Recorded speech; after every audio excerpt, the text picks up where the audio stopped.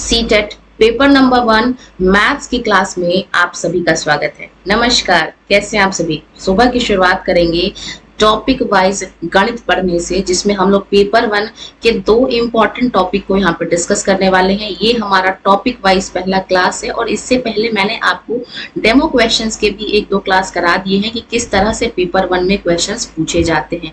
हालांकि अभी टाइम है, इसलिए हम लोग एक दिन में 2-3 टॉपिक को डिस्कस करके, एक क्लास में 2-3 टॉपिक को डिस्कस करके इससे कंप्लीट मैथ्स की सीरीज को यहाँ पे कंप्लीट करेंगे। और आज की क्लास में हम बहुत ही महत्वपूर्ण टॉपिक को डिस्कस करने वाले हैं, जिसमें पहला है ज्यामिति यानी कि ज्योमेट्री और दूसरा है आकार और स्थानिक समझ यानी कि शेप्स एंड स्पेटियल अंडरस्टैंडिंग, जो कि पेपर 1 गणित के लिए काफी ज्यादा इंपॉर्टेंट है। तो अगर आप मैथ्स पेपर 1 की तैयारी कर रहे हैं तो ये क्लास आपके लिए बहुत ज्यादा जो है वो इंपॉर्टेंट होने वाला है। इस क्लास में हम लोग कॉन्सेप्ट प्लस में PYQ क्वेश्चन का लेवल, सभी तरह की चीजें डिस्कस करने वाले हैं। तो चलिए स्टार्ट करते हैं अपनी इस क्लास को विदाउट एनी फर्दर डिले अपने प्रश्न संख्या 1 के साथ। ठीक है, क्वेश्चन नंबर 1 कह रहा है हमारे स्क्रीन पे, एक त्रिभुज में कितनी भुजाएं होती हैं। ठीक है, तो ये आपका हमारा त्रिभुज है।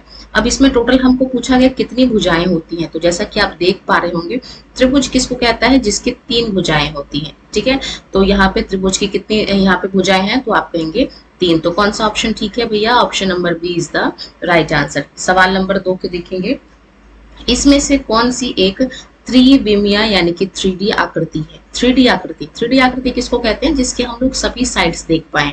तो ऑप्शन देख लेते हैं। ऑप्शन नंबर 1 कहता है वर्ग। तो वर्ग किसको कहते हैं, जिसकी चारों भुजाएं बराबर होती हैं और ये 3D नहीं होता।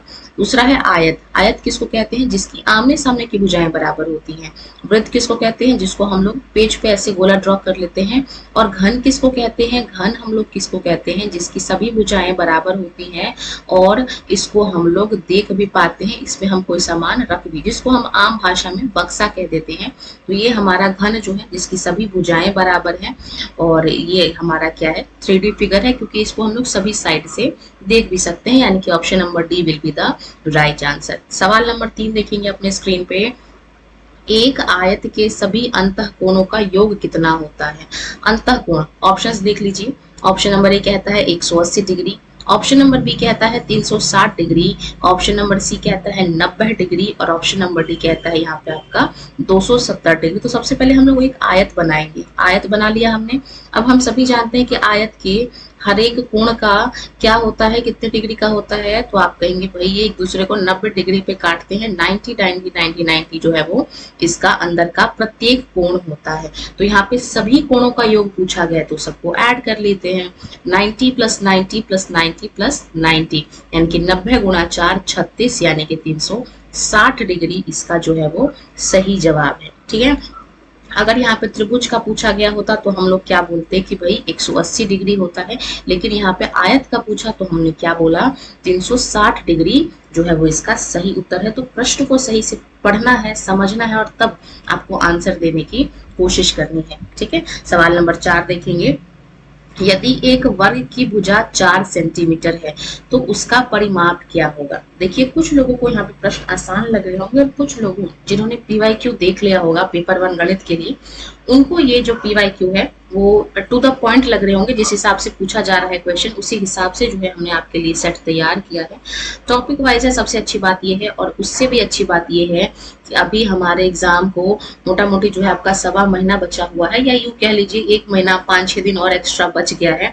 ऐसे में हम लोग जल्दी से टॉपिक 1 को, पेपर 1 को अच्छे से कंप्लीट करेंगे टॉपिक वाइज, ताकि कहीं भी किसी भी टॉपिक से प्रश्न पूछ लें तो आपका जो है वो आप उसको कर पाए। दूसरी बात, यदि आप एक बार कंप्लीट टॉपिक को कवर कर लेते हैं, फिर आपको किसी टॉपिक में भी कोई दिक्कत नहीं होगा और साथ के साथ हम लोग पेडागोजी को भी टॉपिक में लाएंगे और उनको भी हम लोग डिस्कस करेंगे। इस प्रकार से क्या होगा कि सभी प्रकार के क्वेश्चंस की आपकी प्रैक्टिस हो जाएगी और टॉपिक कोई बहुत ज्यादा भी नहीं है। एक दिन में एक क्लास में हम लोग 2 टॉपिक को कवर करेंगे तो आपका जल्दी सारी चीजें जो है वो कवर हो जाएंगी। ठीक है, देखेंगे सवाल नंबर 4, यदि एक वर्ग की भुजा 4 सेंटीमीटर है, तो चलिए इसको ड्रॉ कर लेते हैं। ये हमारा वर्ग है और हम सभी जानते हैं कि इसकी सभी भुजाएं बराबर होती हैं, तो इसका परिमाप क्या होगा, यानी कि पैरामीटर क्या होगा। ऑप्शन देख लेते हैं, 16 सेंटीमीटर, 12 सेंटीमीटर, 8 सेंटीमीटर या फिर 20 सेंटीमीटर। तो इसका परिमाप पूछा गया है, तो हमने क्या करेंगे, परिमाप क्या होता है, तो आप कहेंगे सभी भुजाओं का योग, या फिर वर्ग का परिमाप होता है 4 गुना भुजा। तो ये देखिए 4 और 4 को 4 से गुणा करेंगे तो क्या आ जाएगा, आप कहेंगे 16 आ जाएगा, यानी कि option number A will be the correct answer of this question. चलेंगे नेक्स्ट सवाल, सवाल नंबर 5 पे। वृत्त के केंद्र से उसकी परिधि तक की दूरी को क्या कहते हैं? ठीक है, तो ऑप्शन देख लेते हैं। व्यास, ठीक है, दूसरा है जीवा, तीसरा है त्रिज्या और चौथा है चाप। तो हम लोग जो है वो ड्रॉ कर लेते हैं। ये हमारा वृत्त है और इसके अलावा ये हमारा क्या है, तो आप कहेंगे ये हमारा रेडियस है, यानी कि व्यास है, त्रिज्या है, ठीक है। और इस वृत्त को पूरा ड्रॉ करेंगे तो ये क्या हो जाएगा, डायामीटर यानी कि व्यास हो जाएगा। तो हमसे पूछा है कि वृत्त के केंद्र से, तो ये रहा इसका केंद्र, परिधि आपका ये रहा परिधि, तो इनके बीच की दूरी को क्या कहते हैं, यहाँ से यहाँ तक की डिस्टेंस को, तो भाई इसको हम लोग आर यानी कि त्रिज्या बोलते हैं। ये भी हमारा एक त्रिज्या है, ये भी हमारा एक त्रिज्या है, और दोनों को जोड़ देंगे तो क्या निकल आएगा, आप कहेंगे दोनों को जोड़ने पे आपका व्यास निकल के आ जाएगा। तो हम लोग सेंटर से हम परिधि तक की दूरी को क्या कहते हैं, आप कहेंगे त्रिज्या। Option number C will be the right answer, ठीक है। अगला सवाल देखेंगे, सवाल नंबर 6 अपने स्क्रीन पे। माचिस की डिब्बी यानी कि जो आपका मैच बॉक्स होता है वो किस ज्यामितीय आकार का उदाहरण है? तो देखिए मैथ्स का सवाल या फिर पेपर 1 के जो सवाल होते हैं वो आपके ऐसे होते हैं कि बच्चे उसको डे टू लाइफ से कनेक्ट कर पाए। तो माचिस की तिल्ली का एग्जाम्पल दिया है, डिब्बी का। तो ऑप्शन देख लेते हैं, घन, बेलन, घनाभ या फिर गोला। तो अगर आपने माचिस के बत्ती को देखा होगा, डब्बे को देखा होगा, तो ये आपका कुछ इस तरीके से होता है ना, ये आपका कुछ इस तरीके से दिखाई देता है। तो ध्यान से चलिए, इसको पहले बॉक्स बना लेते हैं। बॉक्स बना लिया। अब आप देख पा रहे होंगे कि भाई इसमें ये वाली भुजा इसके बराबर है और ये इसके बराबर है, और सेम आपको सभी साइड से भी ये चीजें दिख रही होंगी। तो ये क्या है, तो आप कहेंगे घनाभ है, क्योंकि बेलन बिल्कुल नहीं हो सकता। बेलन तो आपका जो घर में आपने बेलन जरूर देखा होगा, कुछ इस तरह से होता है। गोला आपका इस तरह से होता है। घन में सभी भुजाएं बराबर होती हैं, 6 भुजाएं, और घनाभ आपका आमने सामने की जो भुजा है वो बराबर होता है। तो आयत से घनाभ बनता है, और आयत की तरह ही जो है आपका माचिस की डिब्बी दिखती है। तो option number C will be the correct answer. सवाल नंबर 7 देखेंगे, समकोण यानी कि राइट एंगल की माप कितनी होती है?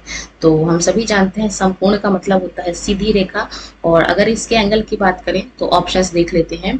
ऑप्शन नंबर ए कहता है 45 डिग्री, ऑप्शन नंबर बी कहता है 90 डिग्री, ऑप्शन नंबर सी कहता है 180 डिग्री, और ऑप्शन नंबर डी कहता है 360 डिग्री। तो ये जो आपका समकोण है, राइट एंगल है, इसके सभी साइड्स की जो मतलब इसका जो माप होता है राइट एंगल का, वो होता है आपका 90 डिग्री, ठीक है। तो ऑप्शन नंबर ए जो है वो इसका सही जवाब है। न्यून कोण बोले तो जो 90 डिग्री से कम होता है वो आपका न्यून कोण है, ठीक है। 180 को हम लोग ऋजु कोण कहते हैं, और जो 180 से ज्यादा हो उसको हम लोग अधिक कोण कहते हैं, ठीक है। तो ये चीजें आपको ध्यान रखना है, बाकी बात करेंगे।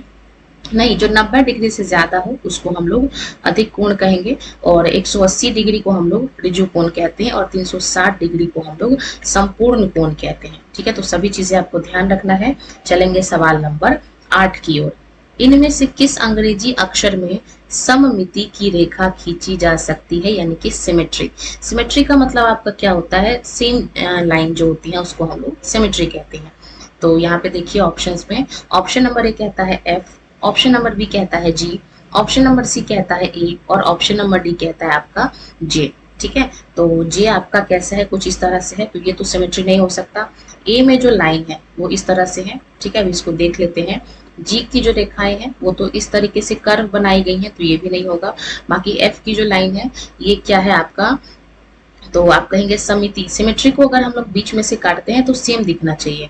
एफ को अगर हम लोग ऐसे काटते हैं तो भी सिमेट्री नहीं है, क्योंकि दोनों सेम नहीं है, और ऐसे काटते हैं तो भी सिमेट्री नहीं है, ठीक है। लेकिन ए को देखते हैं काट के, ए को अगर हम लोग बीच में से काटें तो दोनों तरफ की जो लाइन्स है, दोनों तरफ की जो रेखाएं हैं वो सेम है।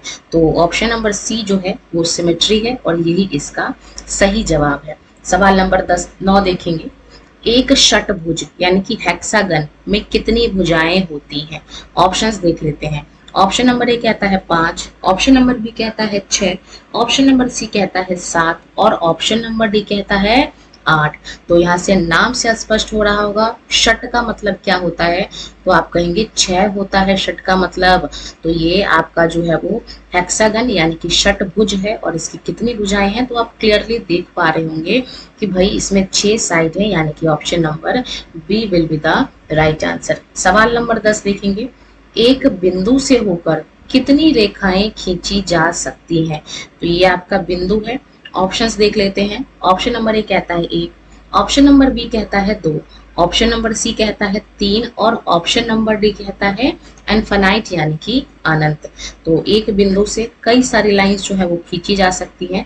तो ये आपका जो है वो सही जवाब है, option number D will be the right answer. सवाल नंबर 11 देखेंगे अपने स्क्रीन पे। देखिए, हालांकि ये क्वेश्चन मैंने आपको पहले ही बता दिया है। वह कोण जो 90 डिग्री से कम होता है उसको क्या कहते हैं। ठीक है, तो ऑप्शंस पढ़ने की जरूरत नहीं है क्योंकि मैंने आपको इसका आंसर पहले ही बता दिया। ये आपका 90 डिग्री है और इससे कम जो भी कोण हम लोग खींच लें वो क्या होगा, न्यून कोण होगा, यानी कि option number B will be the correct answer. और 90 डिग्री से जो ज्यादा होगा उसको हम लोग अधिक कोण बोलेंगे। ऋजु कोण बता दिया था 180 डिग्री होता है और सम कोण अपने आप में 90 डिग्री होता है। तो सभी चीजें आपको जो है वो ध्यान रखना है। ठीक है, चलेंगे सवाल नंबर 12 की ओर। देखेंगे, एक त्रिभुज जिसके सभी कोण 90 से कम हो उसको क्या कहेंगे। ठीक है, ऑप्शन पढ़ लेते हैं। समकोण त्रिभुज, अधिक कोण त्रिभुज, न्यून कोण त्रिभुज या फिर इनमें से कोई नहीं। तो एक त्रिभुज जिसके सभी कोण आपका 90 डिग्री से कम है उसको हम लोग न्यून कोण त्रिभुज बोलेंगे, यानी कि ऑप्शन नंबर सी जो है वो इसका राइट आंसर है। सवाल नंबर 13 देखेंगे।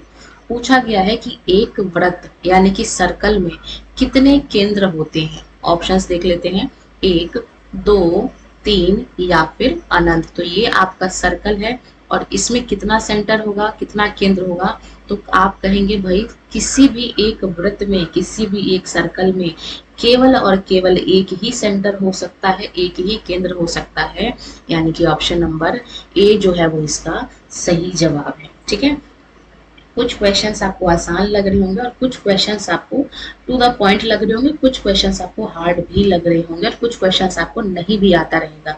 तो टॉपिक को एक बार अच्छे से देखना है क्योंकि इसी प्रकार के क्वेश्चंस आपसे पूछे जाते हैं, तो इस पे आपको फोकस करना है। ठीक है, सवाल नंबर 14 देखेंगे।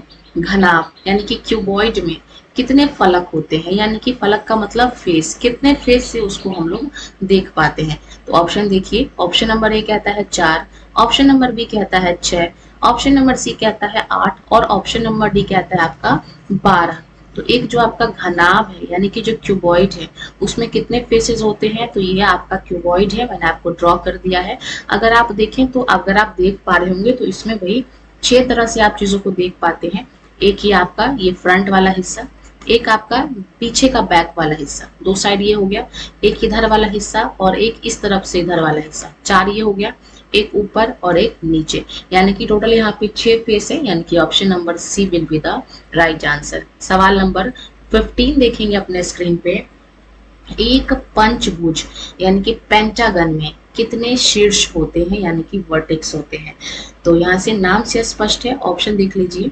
ऑप्शन नंबर ए कहता है 3, ऑप्शन नंबर बी कहता है 4, ऑप्शन नंबर सी कहता है 5 और ऑप्शन नंबर डी कहता है आपका 6। तो सबसे पहले पेंटागन को ड्रॉ करते हैं, नाम से स्पष्ट है पेंटागन यानी कि जिसकी 5 भुजाएं हैं। ठीक है, तो ये देखिए हमने पेंटागन ड्रॉ कर दिया, ये 1, 2, 3, 4 और 5। तो यहाँ पे कितने शीर्ष है, तो चलिए इसकी गिनती कर लेते हैं शीर्षों की।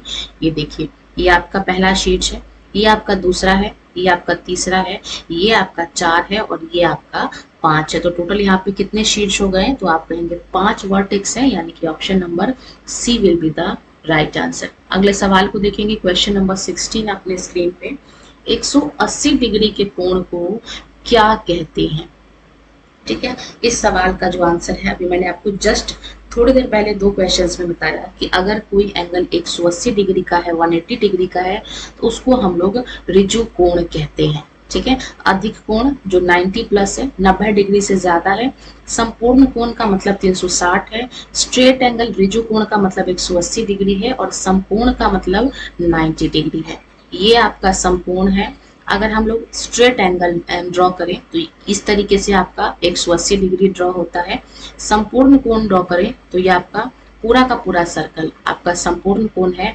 और अधिक कोण ड्रॉ करें तो कुछ इस तरीके से जो है हम लोग ड्रॉ करते हैं। तो ये सभी का मैंने आपको सारी चीजें बता दी। चलेंगे सवाल नंबर 17 देखेंगे। आयत का क्षेत्रफल ज्ञात करने का सूत्र क्या होता है? ऑप्शन देख लीजिए, लंबाई प्लस चौड़ाई। ऑप्शन नंबर बी कहता है 2 गुना लंबाई प्लस चौड़ाई।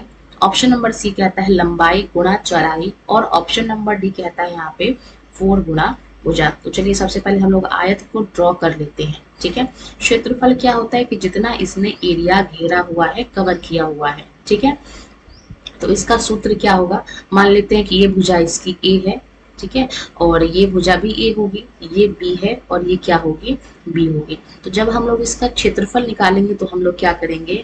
लंबाई गुणा चौड़ाई करेंगे, यानी कि दोनों आमने सामने की दोनों अलग अलग भुजाओं को हम लोग गुणा कर देंगे। यानी कि ऑप्शन नंबर सी जो है वो इसका राइट आंसर है। यहीं पे अगर वर्ग का पूछा होता क्षेत्रफल तो क्या होता? आप कहेंगे 4 गुणा भुजा होता। और अगर आयत का परिमाप पूछ ले तो आयत का परिमाप कैसे निकालेंगे? किसी भी डायग्राम का या किसी भी आकृति का परिमाप निकालने का फॉर्मूला क्या होता है? तो आप कहेंगे सभी भुजाओं को जोड़ दो। ठीक है, तो चलिए इसकी सभी भुजाओं को जोड़ते हैं। ए प्लस बी प्लस ए प्लस बी, ये इसकी चारों भुजाएं हैं। यहाँ पे आपका a प्लस ए कितना हो जाएगा? आप कहेंगे 2a हो जाएगा। और b प्लस बी कितना हो जाएगा? आप कहेंगे 2b हो जाएगा। अब यहाँ से 2 हम लोग कॉमन ले लेंगे और a प्लस बी आपका अंदर में बच गया। यानी कि यहाँ पे 2 गुणा लंबाई प्लस चौड़ाई, यानी कि अगर आपसे परिमाप पूछता तो आप फिर ये जो फॉर्मूला है वो आप टिक करते।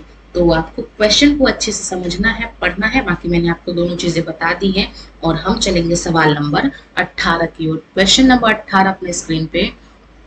इनमें से कौन सी आकृति 2D नहीं है? ठीक है, 2D का मतलब ये होता है कि जिसका आप लोग एक साइड देख पाओ। चलिए ऑप्शंस देख लेते हैं। ऑप्शन नंबर ए कहता है त्रिभुज, त्रिभुज को हम लोग इस तरीके से ड्रॉ करते हैं। ऑप्शन नंबर बी कहता है गोला यानी कि स्फीयर, तो ये आपका हम लोग इस तरीके से ड्रॉ करते हैं। ऑप्शन नंबर सी कह रहा है वर्ग यानी कि स्क्वायर, जिसको हम लोग कुछ इस तरीके से ड्रॉ करते हैं। और ऑप्शन नंबर डी कह रहा है आपको वृत्त, जिसको हम लोग कागज पे इस तरह से जो है वो ड्रॉ करते हैं। ठीक है, तो देखिए त्रिभुज बिल्कुल नहीं है, गोला वर्ग नहीं है और वृत्त भी नहीं है। ठीक है, देखिए वृत्त और गोला में क्या अंतर होता है कि वृत्त को आप लोग कागज पे ड्रॉ कर लेते हैं, लेकिन गोला क्या होता है? गोला के आप सभी साइड्स को जो है वो देख पाते हैं क्योंकि उसमें कुछ ना कुछ भरा होता है। ठीक है, जैसे बास्केटबॉल, इसका एग्जांपल आप ले सकते हैं। बास्केटबॉल आपने जरूर ना कभी देखा होगा, या नॉर्मल बॉल भी। वो कैसा होता है?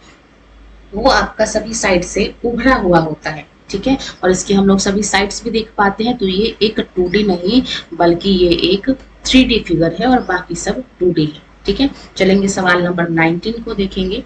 एक चतुर्भुज के चारों अंतः कोणों का योग कितना होता है? ऑप्शन देख लीजिए, 180 डिग्री, 270 डिग्री, 360 डिग्री या फिर 90 डिग्री। तो चतुर्भुज किसको कहते हैं भाई? जिसकी चारों भुजाएं बराबर होती हैं। और ये कितने कितने डिग्री की होती है? तो हम सभी जानते हैं ये 90 प्लस 90 प्लस 90 प्लस 90 यानी कि 360 डिग्री की होती है। Option number C will be the correct answer. सवाल नंबर 20 देखेंगे अपने स्क्रीन पे। समबाहु त्रिभुज यानी कि इक्विलेटरल ट्रायंगल का प्रत्येक कोण कितने अंश का होता है, यानी कि कितने डिग्री का होता है? ऑप्शन देख लेते हैं। 45 डिग्री, ऑप्शन नंबर बी कहता है 60 डिग्री, ऑप्शन नंबर सी कहता है 90 डिग्री और ऑप्शन नंबर डी कहता है 120 डिग्री। तो हम सभी जानते हैं समबाहु, समबाहु का मतलब आपका क्या होता है कि इसकी सभी भुजाएं बराबर हैं। और अगर सभी भुजाएं बराबर हैं तो सभी कोण भी क्या होगा? आप कहेंगे बराबर होगा। ठीक है, तो चलिए हम सभी जानते हैं कि एक त्रिभुज के तीनों अंतः कोणों का योग 180 डिग्री होता है, बिल्कुल होता है। और यहाँ पे सभी कोण भी बराबर हैं, तो a प्लस ए यानी कि 3a। ठीक है, तो यहाँ पे हम लोग भाग कर देंगे 3 को 180 से, तो कितनी बार में कटेगा, आप कहेंगे 60 बार में कटेगा, और हर प्रत्येक कोण की जो माप है वो भी 60 डिग्री है, यानी कि ऑप्शन नंबर बी इसका सही उत्तर है। तो कैसे आया वो भी बता दिया और कितना आया वो भी बता दिया। और हम चलेंगे सवाल नंबर 21 को देखेंगे। Question number 21 on the screen. एक बेलन के कितने वृत्ताकार किनारे होते हैं? ठीक है, तो चलिए ऑप्शंस देख लेते हैं।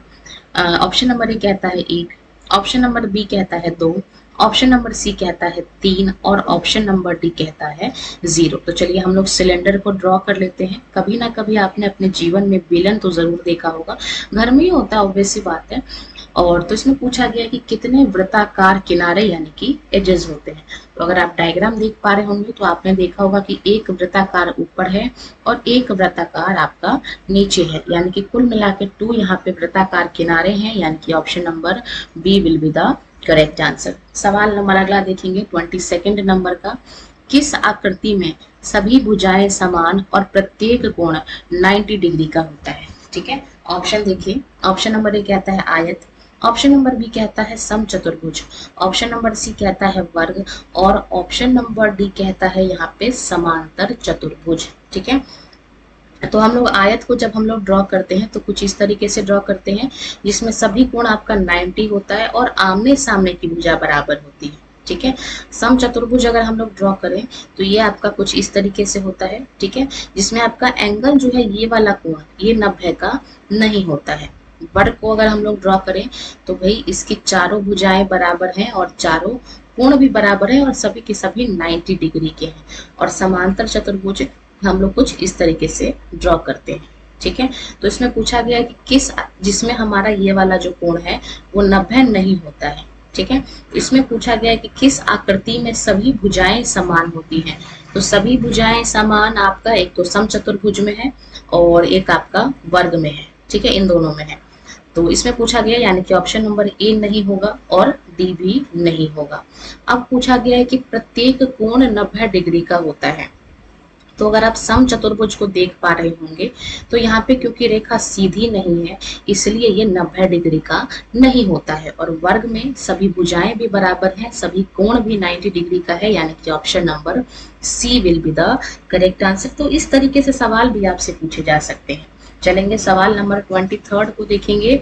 एक घन यानी कि क्यूब में कितने किनारे होते हैं, यानी कि कितने एजेस होते हैं? ऑप्शंस देख लीजिए। ऑप्शन नंबर ए कहता है 6, ऑप्शन नंबर बी कहता है 8, ऑप्शन नंबर सी कहता है 10 और ऑप्शन नंबर डी कहता है यहाँ पे आपका 12। ठीक है, ऑप्शन नंबर सी कहता है 12, ऑप्शन नंबर डी कहता है आपको यहाँ पे 10। तो यहाँ पे आपसे घन के कुल किनारे कितने हैं ये आपसे सवाल में पूछा गया है। तो इसका अगर मैं आपको आंसर बताऊं कि घन में कितने किनारे होते हैं तो ये आपको पूछा गया है। तो चलिए सबसे पहले जो है हम लोग घन को ड्रॉ कर लेते हैं। ठीक है, क्यूब को यहाँ पे हम लोग ड्रॉ कर लेते हैं। ठीक है, तो क्यूब को हम लोग अगर ड्रॉ करेंगे तो यहाँ पे अभी जस्ट मैंने आपको जो है आपको बताया था मैंने ड्रॉ करके, तो ये आपका कुछ इस तरीके से होता है। ठीक है, ये आपका क्यूब है जिसकी सभी भुजाएं बराबर हैं। ठीक है, तो हमने कुछ इस तरीके से इसको ड्रॉ कर लिया।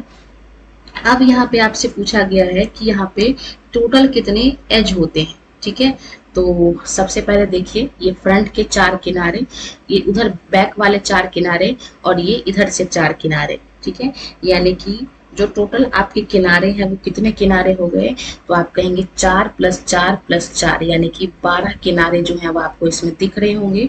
और तो ये आपका जो है वो सही जवाब है। ठीक है, अगर यहाँ आपसे पूछा जाए कि टोटल फलक यानी कि फेस कितना होता है तो फेस आप बोलेंगे 6 फेस होते हैं, 6 तरफ से दिखता है।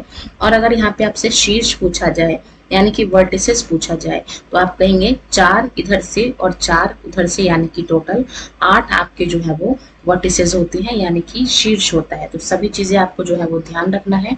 और हम लोग चलेंगे अगले सवाल की ओर। क्वेश्चन नंबर 24 देखेंगे।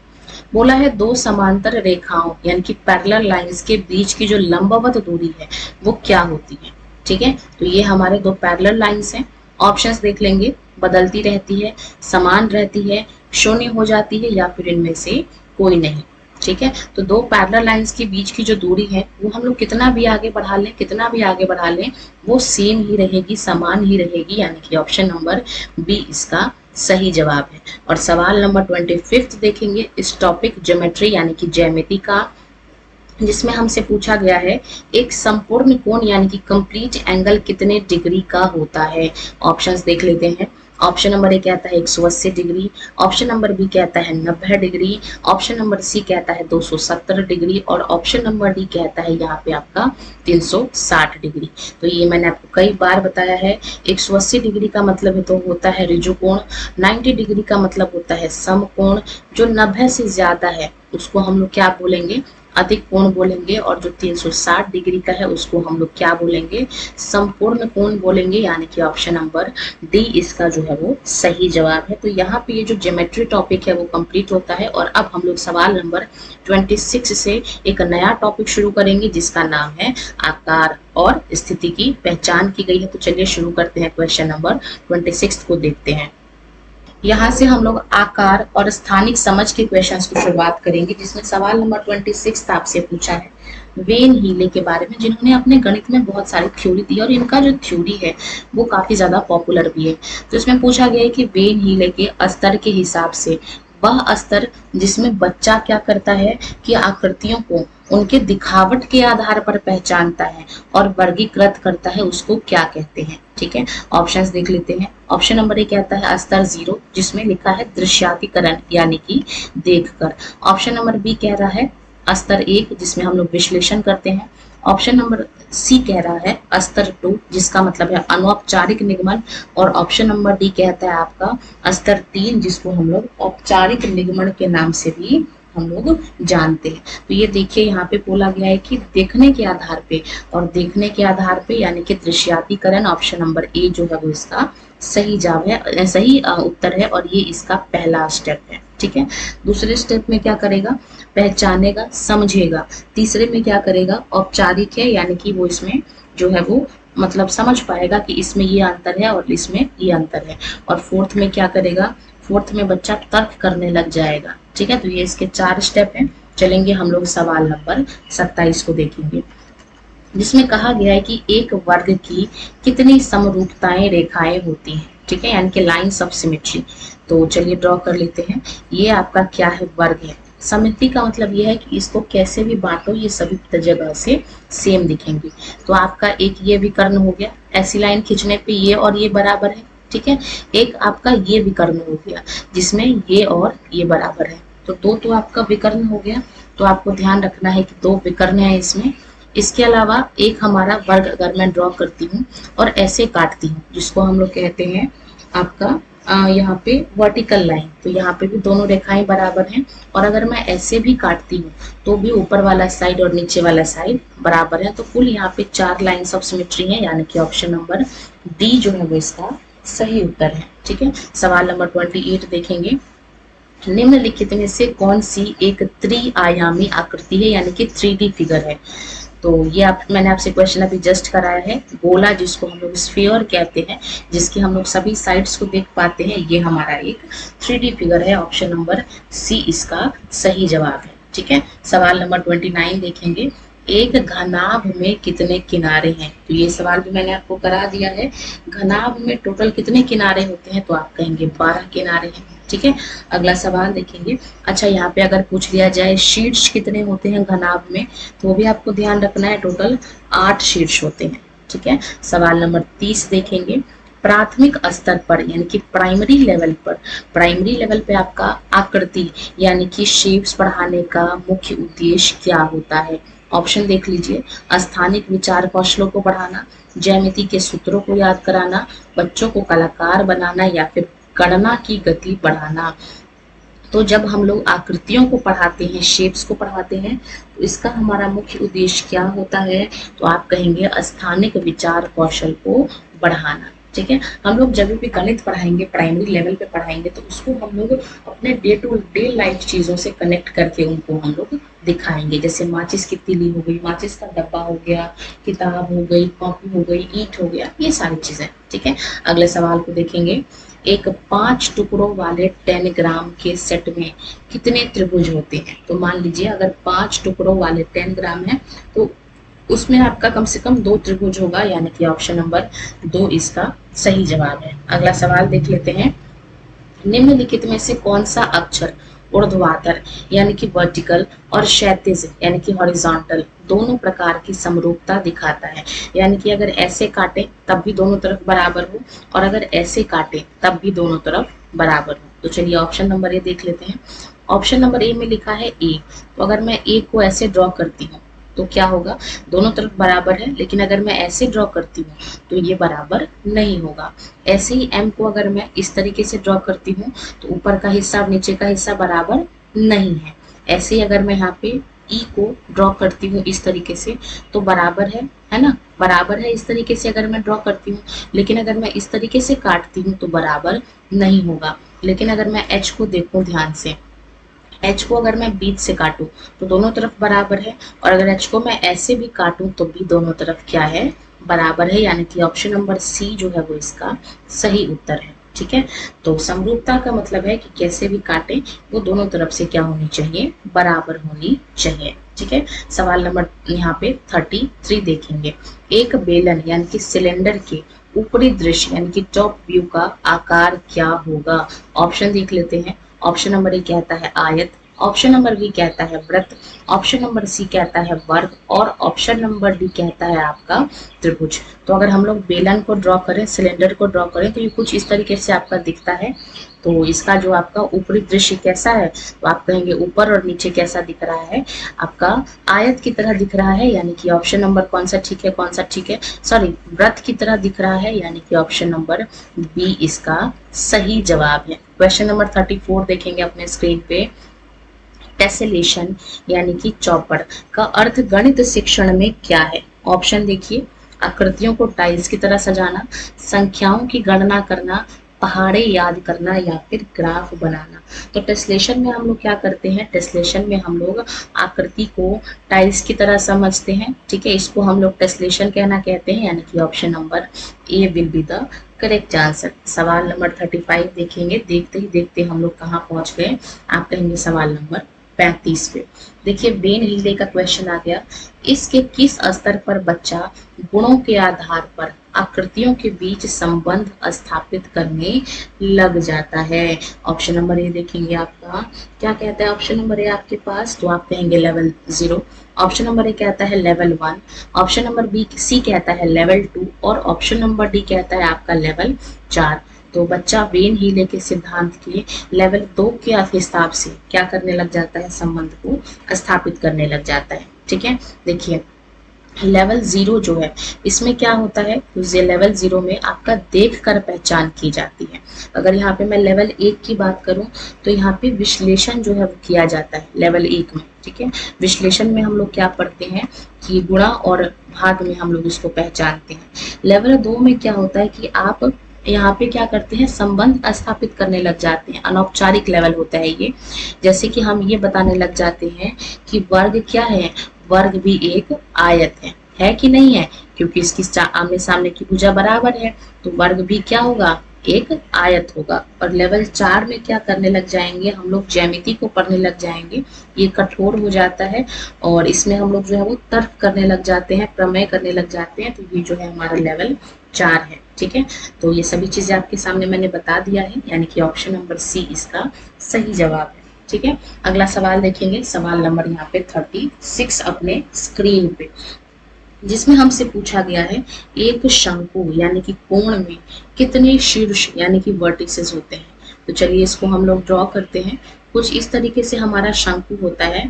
तो आप इसमें देख पा रहे होंगे कि शीर्ष की एक ही पॉइंट है। यानी कि ऑप्शन नंबर ए जो है वो इसका सही जवाब है। सवाल नंबर 37 देखेंगे। स्थानिक समझ यानी कि स्पेटियल अंडरस्टैंडिंग, जिसपे बेस्ड हमारा ये टॉपिक है, इसका क्या मतलब है? ऑप्शन देखिए, आकार यानी कि स्थान की मानसिक कल्पना करना कि कैसे दिखता होगा, मानचित्र को रटने की क्षमता, तो भाई रटना हमको नहीं सिखाया, ज्यामिति के प्रमेय को हल करना, तो भाई ये प्राइमरी लेवल पे नहीं है, और अंकों को तेजी से जोड़ना, तो ये भी हमको स्थानिक समझ में नहीं सिखाया। तो स्थानिक समझ का मतलब क्या होता है, स्थान की समझ होना, आकार की समझ होना। Option number A will be the correct answer. सवाल नंबर 38 देखेंगे। निम्नलिखित में कौन सी आकृति टाइलिंग के लिए सबसे बेस्ट है? ठीक है, ऑप्शन देख लीजिए। अनियमित आकार, नियमित षटभुज, अंडाकार या फिर वृत्त। तो भाई इस तरीके के चित्र तो बिल्कुल भी टाइलिंग के लिए बेस्ट नहीं है। अब अगर हम लोग अनियमित लेते हैं यानी कि अलग अलग लेते हैं तो बीच में स्पेस खाली छूट जाएगा, यानी कि ये भी नहीं है। लेकिन अगर हम लोग षटभुज लेते हैं, ठीक है, तो इस तरीके से आप लोग क्या कर पाओगे, सभी टाइल्स को एक साथ कनेक्ट कर पाओगे, यानी कि ऑप्शन नंबर बी जो है वो इसका राइट आंसर है। सवाल नंबर 39 देखेंगे। बच्चों को खुली और बंद आकृतियों की पहचान कराने के लिए सबसे बेस्ट गतिविधि क्या है, सबसे अच्छी एक्टिविटी कौन सी है? ऑप्शंस देख लेते हैं। पाठ्य पुस्तक से परिभाषा पढ़ाना, यानी कि बुक से उनको डेफिनेशन पढ़ाना, तो भाई ये सही तरीका नहीं है। ब्लैक बोर्ड पर चित्र बनाना, तो चलिए ये इसको भी हम लोग देख लेते हैं। तीसरा ऑप्शन है डोरी का उपयोग करके आकृति बनाना, या फिर ऑप्शन नंबर डी है सूत्रों को याद करना। तो रटना हमको मना है, तो या तो बी होगा या फिर सी होगा। ठीक है, देखिए जब हम लोग डोरी का उपयोग करके जो है वो चित्र बनाते हैं तो जब मर्जी हमने इसको बंद कर दिया, जब मर्जी हमने इसको खोल दिया। ठीक है, तो इस तरीके से आप अगर आप किसी डोरी को प्रयोग करके अगर आप सिखाते हो खुली और बंद आकृति, तो बच्चे इसको रियल लाइफ से कनेक्ट कर पाएंगे और अच्छे से समझ पाएंगे, प्रैक्टिकली समझ पाएंगे। जबकि केवल चित्र पे केवल दिख पाएगा एक ही तरफ का, तो ये भी प्रॉपर तरीका नहीं है। तो कभी भी अगर आप गणित पढ़ाएं, प्राइमरी लेवल पे पढ़ाएं, तो उसको आप डे टू डे लाइफ से कनेक्ट करके बच्चों को बताएं ताकि उनको बेहतर समझ हो सके। सवाल नंबर 40 देखेंगे। एक घन यानी कि क्यूब के फलकों की संख्या कितनी होती है, यानी कि फेसेस कितने होते हैं? ऑप्शन देख लेते हैं। ऑप्शन नंबर ए कहता है 4, ऑप्शन नंबर बी कहता है 6, ऑप्शन नंबर सी कहता है 8, या फिर ऑप्शन नंबर डी कहता है यहाँ पे 12। तो ये आपका रिपीट वाला क्वेश्चन है, चाहे आप घन पूछ लो, घनाभ पूछ लो, सब में 6 ही फेस होते हैं, यानी कि इसको हम लोग 6 तरह से देख पाते हैं। सवाल नंबर 41 देखेंगे। निम्नलिखित में से कौन सा 10 ग्राम का हिस्सा नहीं है? तो 10 ग्राम में हम लोग आकृति को पढ़ते हैं, आकृति को समझते हैं, ठीक है, डॉट्स के माध्यम से। तो यहाँ पे त्रिभुज है, वर्ग भी है, समांतर चतुर्भुज है, लेकिन वृत्त नहीं है, यानी कि option number D will be the correct answer. ठीक है, ऑप्शन नंबर डी इसका सही उत्तर है। यहाँ पे नहीं पूछा गया है, तो इस चीज का आपको ध्यान देना है। कभी भी आप क्वेश्चन करें तो क्वेश्चन को पढ़ के समझ के करें, उससे आपको आसानी होगी क्वेश्चन को सॉल्व करने में। ठीक है, सवाल नंबर 42 देखेंगे। दर्पण प्रतिबिंब यानी कि मिरर रिफ्लेक्शन के माध्यम से किस अवधारणा को सबसे अच्छी तरह समझा जा सकता है? ऑप्शन देख लेते हैं। आयतन, ऑप्शन नंबर बी है समरूपता, ऑप्शन नंबर सी है क्षेत्रफल, और ऑप्शन नंबर डी है आपका संख्या पद्धति। तो जब हम लोग अपना मिरर में अपनी शक्ल देखते हैं तो बिल्कुल वो सेम दिखती है जैसे वो होती है, यानी कि वो समरूप होती है। ऑप्शन नंबर बी इसका सही जवाब है। सवाल नंबर 43 देखेंगे। कई सारे क्वेश्चंस आप देख के समझ पा रहे होंगे, कई सारे क्वेश्चंस आप लैंग्वेज पढ़ के समझ पा रहे होंगे, और यही गणित की खूबसूरती है। बाकी बात करेंगे हम लोग सवाल नंबर 43 की। तो एक आयत के बारे में कौन सा कथन सही है, ये पूछा है। ठीक है, तो आयत को पहले ड्रॉ कर लेते हैं। ये आपका आयत है, जिसमें क्या होता है कि आप कहेंगे आमने सामने की भुजा बराबर होती है। तो ऑप्शन नंबर ए कहता है सभी भुजाएं बराबर होती हैं, ये गलत है। इसमें केवल 3 कोणे होते हैं, तो गलत है। इसमें 4 कोणे होते हैं। इसमें कोई समरूपता रेखा नहीं होती है, तो भाई ये बात भी गलत है, होती है। और ऑप्शन नंबर बी कहता है आमने सामने की भुजाएं बराबर होती हैं, तो ये बात बिल्कुल ठीक है। इसमें आमने सामने की भुजा जो है वो इक्वल होती है। ऑप्शन नंबर बी इसका सही जवाब है। सवाल नंबर 44 देखेंगे। प्राथमिक स्तर के पाठ्यक्रम में यानी कि प्राइमरी लेवल के पाठ्यक्रम में ज्यामिति को शामिल करने का प्रमुख कारण क्या है? ऑप्शंस देख लेते हैं। बच्चों के तर्क कौशल का विकास, ऑप्शन नंबर बी कहता है बच्चों को इंजीनियर बनाना। तो भाई प्राइमरी लेवल पे हम डिसाइड नहीं करेंगे कि बच्चा क्या चाहता है, क्या बनना चाहता है। पाठ्यक्रम को कठिन बनाना यानी कि सिलेबस को टफ बनाना भी हमारा उद्देश्य नहीं है, और केवल ड्राइंग सिखाने का उद्देश्य भी नहीं है, क्योंकि वो तो ऑलरेडी ड्राइंग क्लास में हो जाती है। तो जब हम लोग प्राइमरी लेवल पे ज्यामिति को ऐड करते हैं तो आप बच्चों को तर्क सिखा रहे हैं, कौशल सिखा रहे हैं, ऑप्शन नंबर ए सिखा रहे हैं, और यही इसका सही जवाब है। सवाल नंबर 45 देखेंगे। एक पासे यानी कि डाइस का आकार क्या होता है? तो आप सभी ने बचपन में कभी ना कभी लूडो जरूर खेला होगा, जिसमें आपने कुछ इस तरीके का उसका डाइस देखा होगा। तो ये आपके कैसे आकार का है? तो ऑप्शंस देख लेते हैं। बेलनाकार गलत है, घनाभ गलत है, घन सही है। ठीक है, इसकी सभी साइड, सभी भुजाएं जो है वो क्या होती हैं? इक्वल होती हैं, तभी तो फेयर आउटकम आएगा, है ना। सवाल नंबर 46 देखेंगे। बिंदु वाले कागज यानी कि डॉट पेपर का उपयोग मुख्य रूप से क्या सिखाने के लिए किया जाता है? ऑप्शंस देख लीजिए। जोड़ और घटाव, ज्यामितीय आकृतियां और समरूपता। ऑप्शन नंबर सी कहता है स्थानीय मान, या फिर ऑप्शन नंबर डी कह लेता है गुणा और भाग।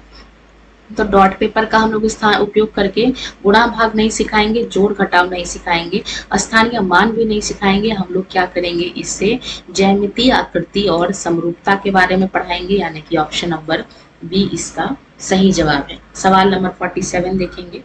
ईंट यानी कि ब्रिक का आकार कैसा है? तो देखिए इसी तरीके के डे टू डे लाइफ का एग्जाम्पल देके आप बच्चों को सही तरीके से जो है वो चीजों को सिखा पाते हैं। तो कुछ इस तरीके से हमारा ईंट होता है, और ये किस प्रकार का, किस आकृति का है? तो चलिए ऑप्शंस देख लेते हैं। वर्ग नहीं है, त्रिभुज नहीं है, शंक्वाकार नहीं है, ये घनाभ है। ऑप्शन नंबर सी इसका सही जवाब है। क्वेश्चन नंबर 48 देखेंगे। पूछा गया है, यदि किसी आकृति को आधा घुमाने पर वह वैसी ही दिखती है तो उसमें कौन सी समरूपता है? ऑप्शन देख लेते हैं। ऑप्शन नंबर ए कहता है रोटेशनल यानी कि घूर्णन, ऑप्शन नंबर बी कहता है रैखिक, ऑप्शन नंबर सी कहता है कोई समरूपता नहीं है, और ऑप्शन नंबर डी कहता है केवल ऊर्ध्वाधर समरूपता है। तो अगर आधा घुमाने पर वो ठीक वैसी ही दिखती है तो उसका मतलब उसमें घूर्णन समरूपता है। सवाल नंबर 49 देखेंगे। जियो बोर्ड का उपयोग किसके शिक्षण के लिए प्रभावी है? ऑप्शंस देख लीजिए। संख्याओं के प्रकार, ऑप्शन नंबर बी कहता है ज्यामितीय आकृतियों की विशेषताएं, ऑप्शन नंबर सी कहता है बीज गणित, और ऑप्शन नंबर डी कहता है त्रिकोणमिति। तो भाई ये तीनों गलत है। जब हम लोग जियो बोर्ड का प्रयोग करते हैं तो उसमें हम लोग ज्यामितीय आकृतियों की विशेषताओं की बात करते हैं, यानी कि ऑप्शन नंबर बी जो है वो इसका सही जवाब है। और आज का हम लोग अंतिम क्वेश्चन देखेंगे इस टॉपिक का, तो जिसमें पूछा गया है कि एक फुटबॉल का आकार गणितीय रूप से क्या होता है? ठीक है, तो देखिए यही हमेशा से आपको सिखाया जाता है कि जब भी आप बच्चों को टीच करें, उनके डे टू डे लाइफ की जो चीजें होती हैं, क्योंकि बच्चे फुटबॉल खेलना पसंद करते हैं तो उनको वो चीजें ज्यादा अच्छे से समझ आएंगी। तो वो गणितीय रूप से क्या है? ऑप्शंस देख लीजिए। वृत्ताकार, ऑप्शन नंबर बी कहता है गोलाकार, ऑप्शन नंबर सी कहता है बेलन, और ऑप्शन नंबर डी कहता है यहाँ पे आपका शंकु। तो आप अगर आपने फुटबॉल देखा होगा तो आपने देखा होगा वो शंकु नहीं है, बेलन भी नहीं है, वृत्त का मतलब है जिसको हम लोग कागज पे ड्रॉ करते हैं, ये भी नहीं है। वह एक गोला है जिसके अंदर हवा भरी होती है, ये एक 3D फिगर है और सभी साइड से जो है वो दिखता है, यानी कि ऑप्शन नंबर बी इसका सही जवाब है। तो इसी के साथ हमने यहाँ 50 क्वेश्चन यहाँ पे क्लास 1 में कंप्लीट कर लिया है। 2 टॉपिक को कंप्लीट किया है, जिसमें हमने सबसे पहले ज्यामिति कंप्लीट किया, उसके बाद हमने यहाँ पे स्थानीय समझ कंप्लीट किया। इसी के साथ क्लास को यहीं पे रोकते हैं, जल्द मिलेंगे नेक्स्ट क्लास के साथ। तब तक क्लास अच्छी लगी हो, वीडियो अच्छी लगी हो तो वीडियो को लाइक करना, शेयर करना और चैनल को सब्सक्राइब कर लेना है, और भी ऐसी वीडियोस को देख लेने के लिए धन्यवाद।